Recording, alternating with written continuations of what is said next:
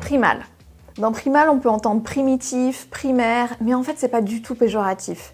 Dans l'idée de primal, il y a l'idée de retour aux origines, à la racine. C'est la première sexualité qu'on a pu vivre dans notre animalité, qui a aussi une dimension primordiale et vitale.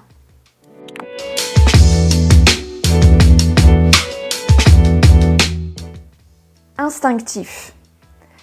Puisqu'on est près de l'origine, près de la racine, on est vraiment dans une sexualité qui se fait toute seule en réponse à un besoin naturel, biologique. C'est spontané, ça vient dans l'élan du moment, ça se fait avec simplicité. Le rapport lui-même est assez proche du coït animal, sans fioriture.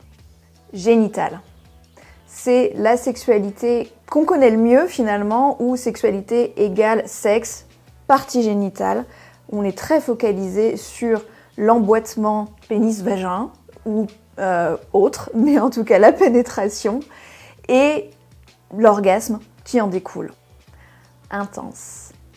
Dans l'intensité propre au primal, il y a plusieurs dimensions. Il y a l'intensité de la fréquence, on va en reparler, donc la fréquence des rapports sexuels. Il y a le rythme des rapports sexuels, même l'intensité de l'étreinte, de la cadence et cette énergie fougueuse qui va avec le primal. Et il y a aussi l'intensité de la jouissance. On va reparler du type d'orgasme qui est propre au primal et qui est un orgasme explosif, lui aussi très intense.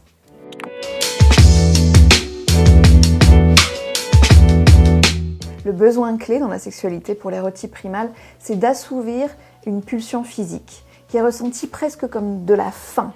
Et assouvir cette pulsion, ça permet de se sentir rassasié, ça permet aussi de se sentir vivant et puissant. Donc, il y a quelque chose d'extrêmement satisfaisant qui semble vraiment vital.